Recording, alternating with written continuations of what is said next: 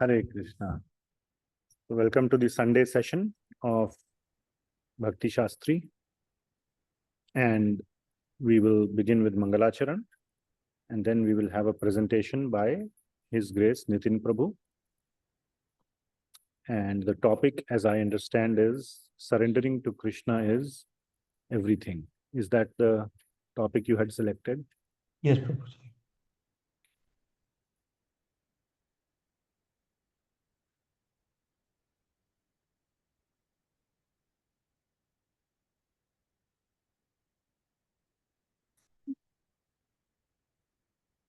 So I'm sharing my screen.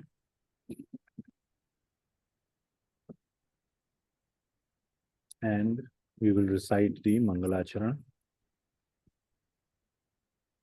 ओम अज्ञानतिमिरान्धस्य ज्ञानाञ्जनशलाकया चक्षुरुन्मीलितं येन तस्मै श्रीगुरवे नमः। श्रीचैतन्यमनोभीष्टं स्थापितं येन भूतले स्वयं रूपः कदा मह्यं ददाति स्वपदान्तिकं। वन्देऽहं श्रीगुरुः श्रीयुतः पदकमलं श्रीगुरून् वैष्णवांश्च श्रीरूपं साग्रजातं सहगण रघुनाथान्वितं तं सजीवम् साद्वैतं सावधूतं परिजनसहितं कृष्णचैतन्यदेवं श्रीराधा कृष्णपादान् सहगणा ललिता श्रीविशाखान्वितांश्च। नमो विष्णुपादाय कृष्णप्रेष्ठाय भूतले श्रीमते भक्तिवेदान्त स्वामिनिति नामिने। नमस्ते सरस्वती देवे गौरवाणी प्रचारिणे निर्विशेष शून्यवादी पाश्चात्यदेशतारिणे। हे कृष्ण करुणा सिंधो दीनबंधो जगतपते गोपेशा गोपिका कांत राधा कांत नमोस्तुते। तप्त कांचन गौरांगी राधे वृंदावनेश्वरी वृषभानुसुते देवी प्रणमामि हरिप्रिये। वाञ्छकल्पतरुभ्यश्च कृपा सिन्धुभ्य एव च पतितानां पावनेभ्यो वैष्णवेभ्यो नमो नमः। जय श्री कृष्ण चैतन्य प्रभु नित्यानंद श्री अद्वैत गदाधर श्रीवासदि गौर भक्त वृंद। हरे कृष्ण कृष्ण कृष्ण हरे हरे हरे राम राम राम हरे हरे। श्रील प्रभुपाद की जय। So today we'll have a presentation by His Grace Nitin Prabhu, and he is here, and please take over, Prabhuji. Sure, Prabhu. Hare Krishna. So I'm going to share my screen.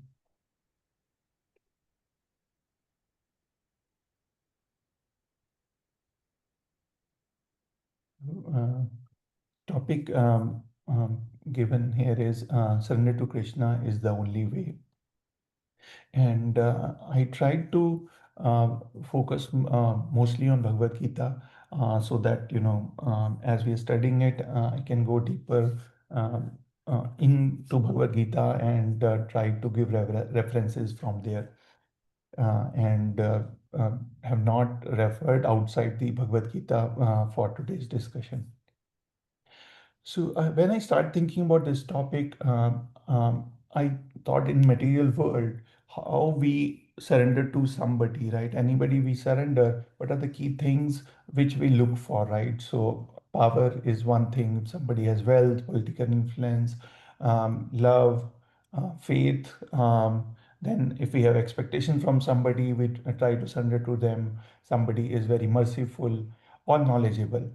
So I thought these are the broadly the things which we look for when we surrender in our world around us, and uh, and then I start looking all these attributes from Bhagavad Gita, that how Krishna has these attributes and power. So what the flow will look like is for these attributes.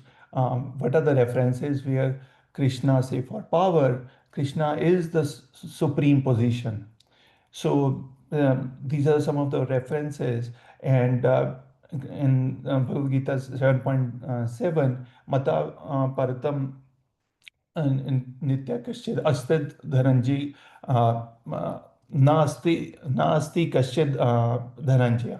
which means like there is nobody like me, and like the pearls are strung with the thread, like I am holding the whole universe like that. And then, in 10.8, Aham Sarvasya Prabhu. I am the source of all spiritual and material worlds. So, Krishna, nobody is beyond that. So, he is the source for all these. So, who else can be more powerful than that? And then in 14.4, and Krishna is saying, all species come from me. I made every birth possible. And he is the seed giving father. So I don't think in any world, any way, anybody can be more powerful than Krishna. Then, from the love aspect, Krishna has mentioned multiple points that how he love the devotees and how he's ready to take that extra mile for his devotees, right? So here are some of the references where Krishna is saying everybody is equal, but for me, devotees are more dear. Then in 12.20, Krishna again mentions the in similar lines that those who follow my imperishable path of devotional service with faith, making me supreme goal, I'm exceedingly dear to them. So Krishna is again and again saying, though he is impartial, but for devotees he has this special love. So who else can be, more loving? And I know, his pastimes in Vrindavan and many other are much more intense in terms of his love for devotees. But I tried to stay within Bhagavad Gita, talking about, his love for devotees, his devotees. Um, and then moving on to faith, right? So, faith is really the foundation of surrendering. When we start believing in somebody's mission, we think that we should contribute more and we should be aligned more.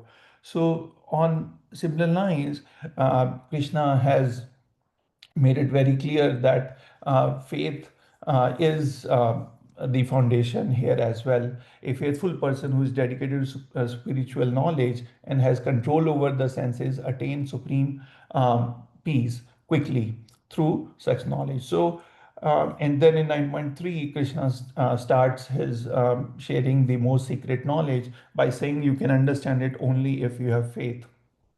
And with faith, you will be able to cross over this cycle of birth and death. So, definitely, the faith aspect is so strong. And Krishna gives so many instances where, he says, without faith, you cannot progress on the path of bhakti. So, moving on, the similar lines, expectations. So, many times we surrender to somebody when we are expecting from them something in material world. And similarly, Krishna has so much to offer. He has to offer us the greatest gift of having the ability to cross over this cycle of birth and death. And he assures multiple times that, if you are devoted to me, then you do not have to fear. I will take you across this cycle of birth and death, and which with faith we understand is the highest perfection, is the highest goal of human beings in this form. And here are some of the references where Krishna emphasizes that point again and again, saying that in 4.9, one who understands the divine nature of my birth and activities does not open upon leaving the body, take birth again and comes to me.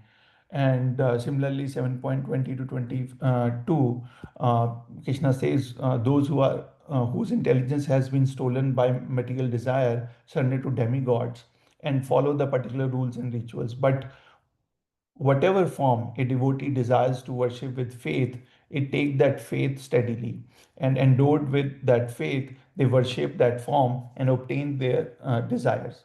So if you see, the key point why I included this is that even if you worship anybody else, those demigods also have to take permission of Lord to give you anything. So even among gods, everything has to come from Krishna. He is the ultimate source. He empowers other demigods to provide you whatever you are looking for. So in that sense also, Krishna says, but it is I alone who fulfills those desires. So directly or indirectly, for everything we have to be dependent on Krishna, and he is the ultimate approver of anything which we get. And in 8.16, again, Krishna says, but one who attains to my abode never takes birth again. So, among all the scriptures, Krishna is the only one who is giving that assurity and giving that confidence that I alone can give you this, and nobody else. And if anybody else is promising, it is on behalf of Krishna only, with his permission only. So, moving on to mercy. So, Krishna is again very merciful to his devotees, and in chapter 9, after giving all the Raj Vidya, Raj Guhya, most secret and most important knowledge, king of all knowledge, Krishna says that even if you are most sinful person, but you are following the rituals, and I will still consider you my devotee and give you the option, give you a chance to come back if you quickly, change your path.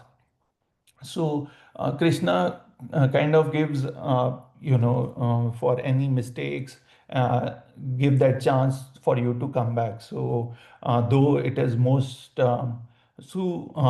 dushkritino, like really a big sin, still Krishna gives you that opportunity to come back to him.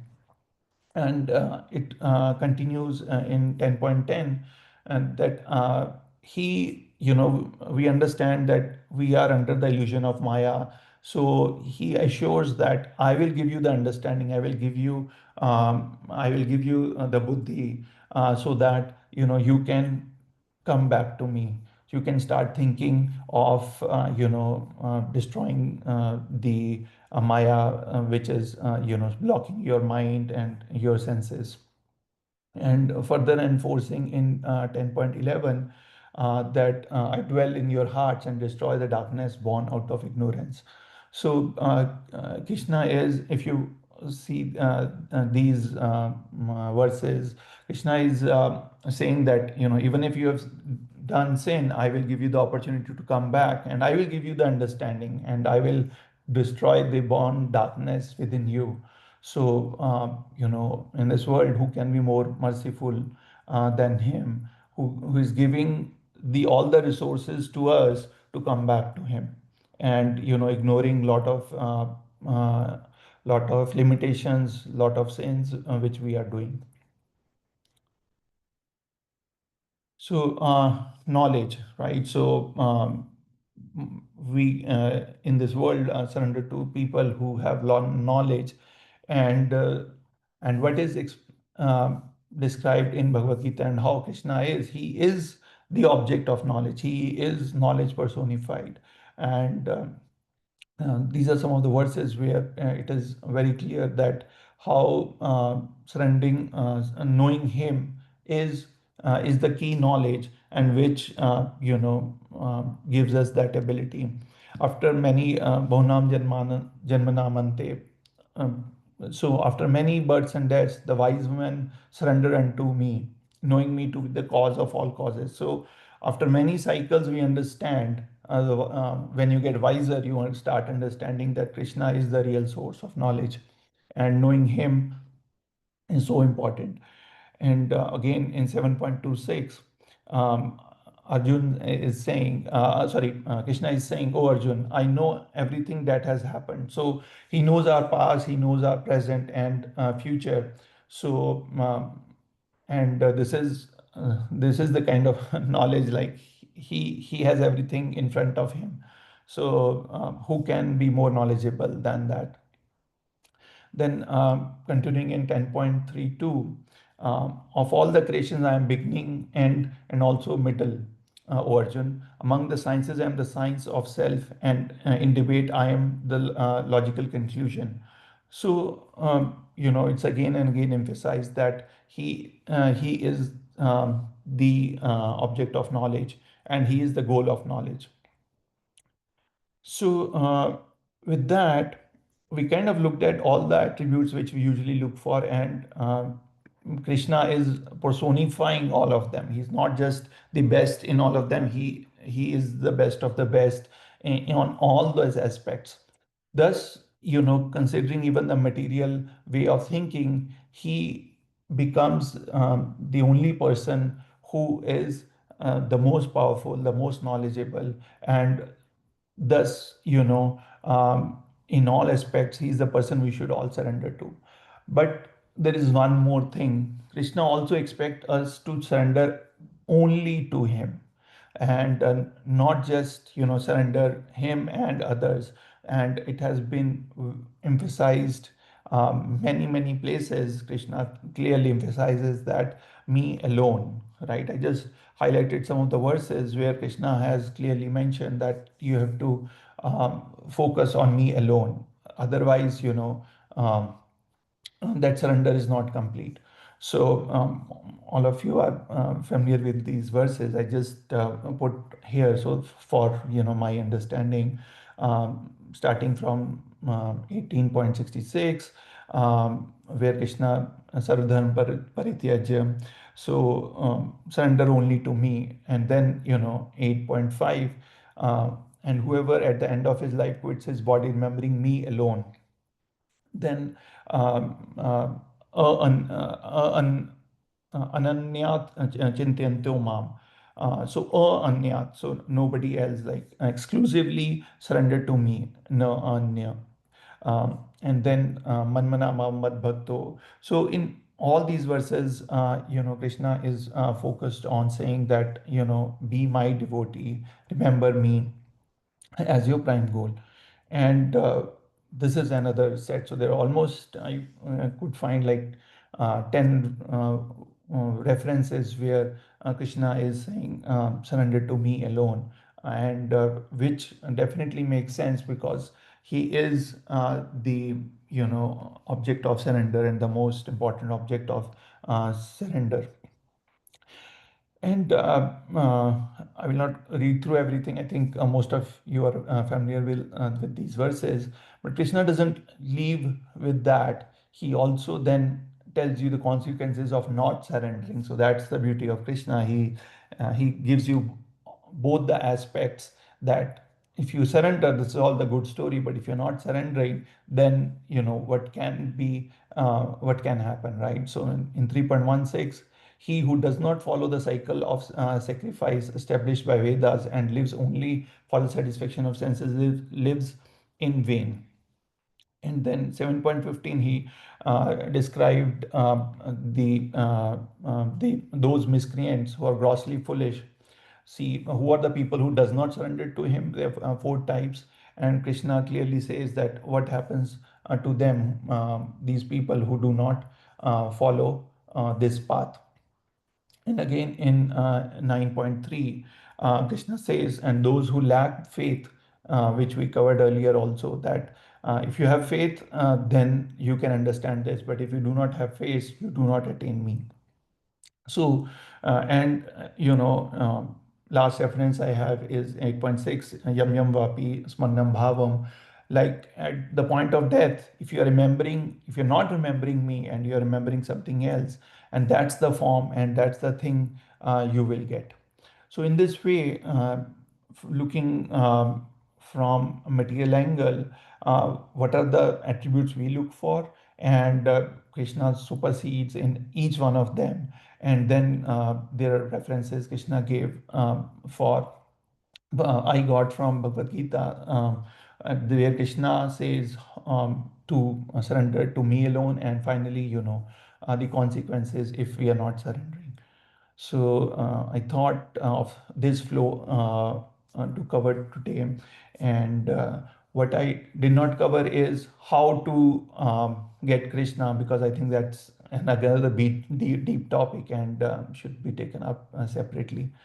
So that's all. If there are any questions, I will try to answer. Wonderful. Very nice. So any questions or comments, devotees, please share with Nitin Prabhu. Yes, Shamlila Mataji, please go ahead. Hare Krishna, Prabhuji's. Prabhuji, not a question, but just such a beautiful presentation you gave, and how neatly you arranged it in these separate buckets and made it so holistic. I really loved the points how you brought it out about mercy, about love, about knowledge. It was so very nice, Prabhuji. How did you like get the idea of breaking it in like these buckets? It was so perfect. Yeah, Madhuri, just we started thinking how materially we think about it, right? So these are the things we look for in materially when we surrender to. Then I thought, let's try to fit in from Bhagavad Gita these references so that as a material world, how it is, and it was aligning very perfectly. I'm happy you liked it. Yes, Prabhuji, so nice. If I had heard your presentation back when I was not a devotee, I would have become a devotee like right after. Thank you so much, Prabhuji. Thank you, Madhuri. Yeah, I certainly second, or I have exactly the same thoughts. Very novel way of putting how in the material sense, we can really try to understand material. Understanding is all we have of life and of this world. And certainly we can use that to understand little bit about Krishna. It may or may not apply at all times, but in this particular case, it certainly did apply. The way you conceived the sort of the theme or the main flow of the presentation, we can all understand how materially, like you said, we surrender to someone who has these attributes, and it probably was some effort to find those verses to fit into each category. And that's the intent, to enable devotees to think, okay, if I have to justify from Bhagavad Gita that Krishna is compassionate, how would I do that? So that's very nice. Any other devotees want to say anything or ask a question? Yes, Shalu Mataji. Hare Krishna, Prabhuji. I also like the presentation very much, and it's according to whatever knowledge I have so much so far, little bit that materially, yeah, that's true. If we want to look for some qualities and attributes and how we approach a person and who we want to be in company with, and it was presented very well about Lord Krishna that he does supersedes it. Thank you, Prabhu, for that. Thank you, Madhuri. Okay. All right, very good. I don't see any more hands. So thank you. So may I ask you, Nitin Prabhu, what was your experience in preparing for the talk? Prabhuji, I think what you said is actually the right, what I also thought is when I was putting this together, like cross-referencing through chapters and looking for these topics was really a good learning. And as you said that we all look at things materially, this gives that very clear idea to me that these are things we are looking for in people in general, and how Krishna supersedes them, and finding those references. So a lot of learning and thinking in that process was really helpful, Prabhuji.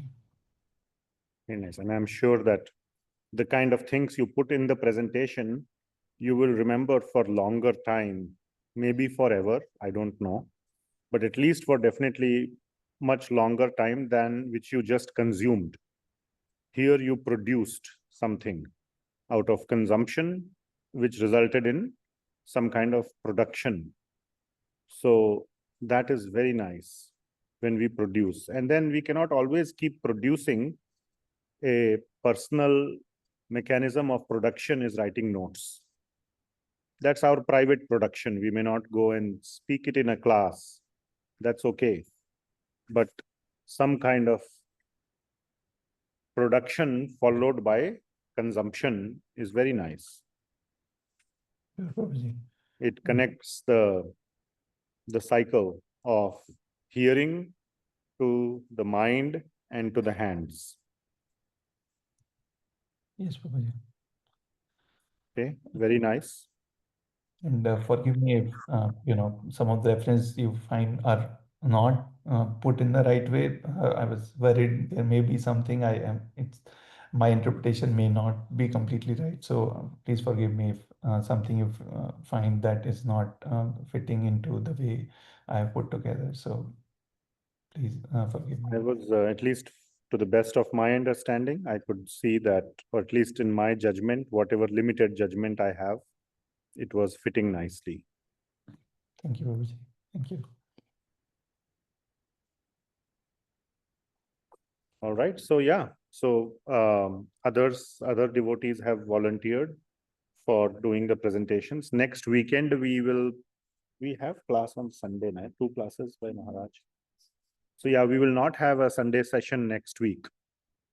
But then on July 20th, we have many devotees, I think, lined up. 3 devotees so far, I think, Vidagh Madhav Prabhu, and then Ragatmika Mataji and Raj Vidya Prabhu are lined up. Maybe there will be more, I don't know. But if any of you want to present, please let me know today itself. Though I had said you have to let me know long back. But even if you let me know today, that's fine and final. But yeah, what Nitin Prabhu said, the benefits of making a presentation, it takes time, but there are benefits. There's always time, some sacrifice is needed for some gain.